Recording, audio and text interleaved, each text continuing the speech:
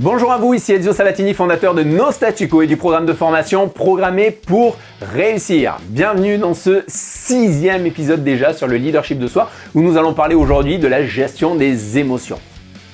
Pour faire un petit récapitulatif dans nos précédents épisodes, on a déjà vu ensemble comment décupler son leadership en apprenant à se connaître notamment soi-même bien sûr, en se fixant également des objectifs alignés avec nos valeurs, en gérant également efficacement notre temps et nos priorités, en développant notre autodiscipline et enfin en renforçant quoi? Notre résilience. Et aujourd'hui, on s'attaque à un autre sujet totalement crucial qui consiste à gérer ses émotions. Comment le faire? Eh bien, c'est ce que je vais vous livrer au cours de cette vidéo avec les 7 clés. Je vais vous livrer 7 clés pour développer votre propre leadership avec une meilleure gestion de vos émotions. Alors surtout, restez jusqu'à la fin. Vous vous êtes déjà retrouvé dans une situation où votre colère en soi a tout gâché, comme cette fois par exemple où vous avez explosé sur un collègue ou un proche juste pour le regretter aussitôt après. Ces moments, en un instant, on réalise qu'on a laissé une émotion prendre le contrôle. Et les conséquences ne tardent pas à suivre. Les émotions en soi, c'est comme un feu de camp. Si vous ne les contrôlez pas, elles brûlent tout sur leur passage. Mais bien gérées, elles vous réchauffent et vous guident dans le noir. En un instant, tout semble aller de travers. Puis on se reprend et le monde, semble un peu plus lumineux. Mettez un like si vous êtes d'ailleurs d'accord avec ça, avec ce que je viens de vous dire. Imaginez la scène. Vous rentrez chez vous après une journée épuisante, complètement vidée. Et là, au moindre commentaire de l'un de vos proches, vous explosez. Peut-être que c'est une remarque innocente de votre partenaire, conjoint ou une question de votre enfant. Mais vous perdez à ce moment-là le contrôle. Résultat, vous vous sentez coupable. Vous regrettez d'avoir réagi de manière excessive. Et devinez quoi? La tension monte encore plus. Vous bouillonnez comme une cocotte minute. Vous avez semé le chaos alors que tout ce que vous vouliez, c'était un peu de calme.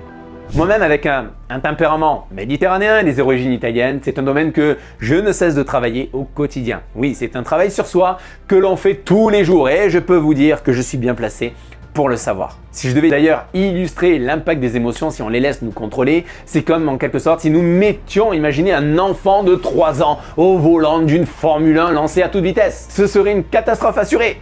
Ce n'est pas une question ici de capacité ou de volonté, non, c'est une question de quoi? De contrôle. Le leadership, ça commence par là. Maîtriser son propre navire. Parce que si vous n'êtes pas aux commandes de vos émotions, qui l'est? Pensez-y un instant. Qui, à part vous, a le pouvoir de décider comment vous réagissez face aux défis, face aux imprévus? Eh bien, c'est ça le vrai leadership de soi. Et c'est maintenant que ça commence. Le changement, il démarre ici, dans ce moment précis.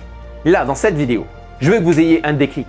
Vous pouvez choisir de rester prisonnier de vos réactions impulsives, de laisser vos émotions dicter vos actions. Ou alors, vous pouvez devenir, ce leader inébranlable, calme, concentré, maître de ses décisions. Et ce, peu importe la tempête. Alors, comment fait-on maintenant pour reprendre le contrôle? Comment transformer ces émotions en atout plutôt qu'en boulet? Bien, c'est ce que nous allons voir tout de suite. Parlons des solutions concrètes justement pour reprendre le contrôle de vos émotions et renforcer ainsi votre leadership de soi. Parce qu'une chose est certaine, oui, c'est possible et ça commence par comprendre que vos émotions sont là pour vous aider et pas pour vous freiner. Voici les 7 clés que je vous ai promises.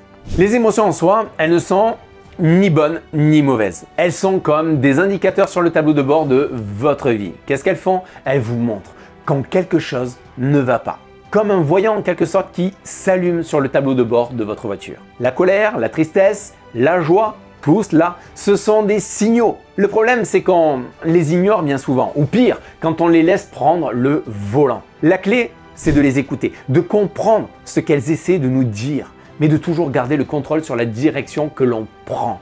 Là est la première clé. Deuxièmement, chaque émotion cache un besoin non satisfait. La colère, peut-être que c'est un besoin de respect qui n'est pas comblé. La tristesse, peut-être un besoin de connexion, de reconnaissance. En tout cas, nos émotions sont des messagers, je dirais des indicateurs qu'un besoin fondamental est négligé. Alors quand une émotion forte surgit, au lieu de la repousser, demandez-vous plutôt « Qu'est-ce que je veux vraiment ici et maintenant ?» Identifiez ce besoin.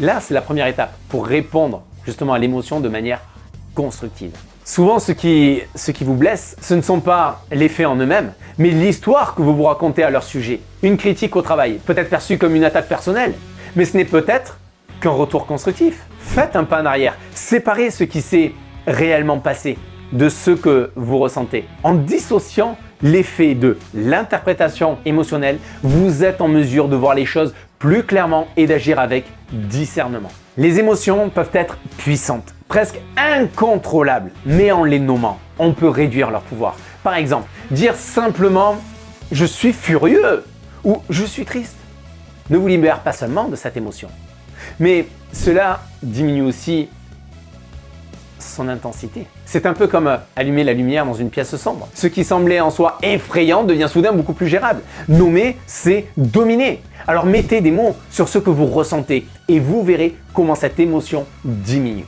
Quand tout semble s'effondrer, la meilleure chose à faire est de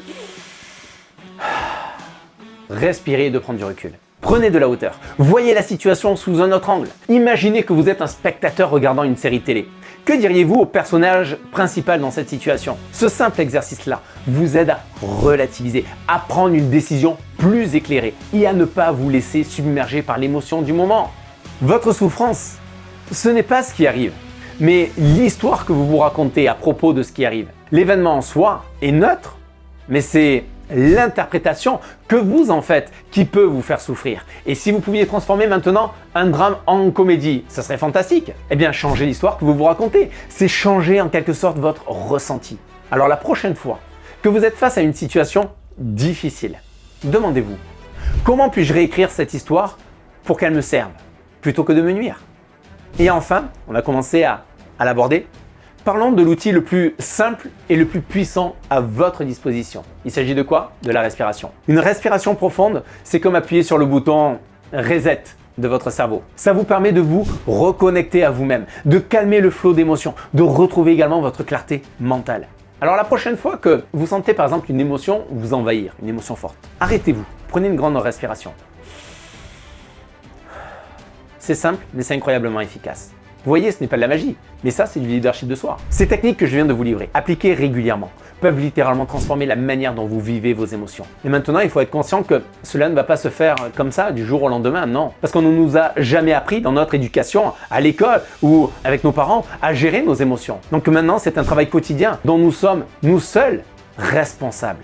Aujourd'hui, on a vu quoi dans cette vidéo? On a vu que les émotions, ce ne sont pas des ennemis, mais des alliés lorsqu'on sait les gérer. Elles sont comme en soi des indicateurs qui vous montrent le chemin, mais c'est à vous de garder le volant. On a parlé de l'importance de reconnaître ses émotions, d'identifier les besoins sous-jacents, de dissocier également l'effet des émotions et de les dominer en les nommant. Sans oublier bien sûr de prendre du recul et de revoir l'histoire que vous vous racontez tout en utilisant la respiration pour garder votre calme. Ces outils sont puissants et je vous encourage à les utiliser pour devenir un leader de soi, capable de faire face à toutes les situations. Et j'aimerais terminer avec cette citation puissante de Harvey Kerr, entrepreneur et auteur à succès, qui disait « Les pensées mènent aux émotions, les émotions mènent aux actions et les actions mènent au résultat. » Ce cycle est à la base de tout ce que vous souhaitez accomplir dans votre vie. Ce sont vos pensées qui déclenchent vos émotions.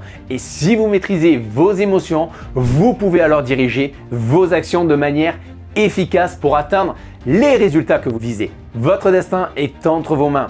Et tout commence par la façon dont vous choisissez de gérer ce qui se passe à l'intérieur de vous. Si vous voulez en tout cas aller plus loin et accélérer votre réussite tout en gardant le cap sur la durée, je vous donne rendez-vous sur notre site internet où vous y trouverez des ressources pour approfondir ce que nous avons vu aujourd'hui. Le lien est en bas dans la description, alors cliquez et commencez dès maintenant à construire la vie que vous méritez. Mais avant de partir, n'oubliez pas de vous abonner à la chaîne pour ne rien manquer des prochains épisodes. D'ailleurs, le prochain épisode portera, sachez-le, sur la prise de décision pour plus de leadership. Et si cette vidéo vous a été utile, n'hésitez pas à liker, à la partager avec ceux qui pourraient en avoir besoin et surtout laissez-moi un commentaire les amis. Qu'est-ce que vous retenez de cette vidéo sur la gestion des émotions pour un plus grand leadership? Avec quoi vous repartez aujourd'hui? Moi j'adore lire vos retours, ça m'inspire en tout cas pour les prochaines vidéos.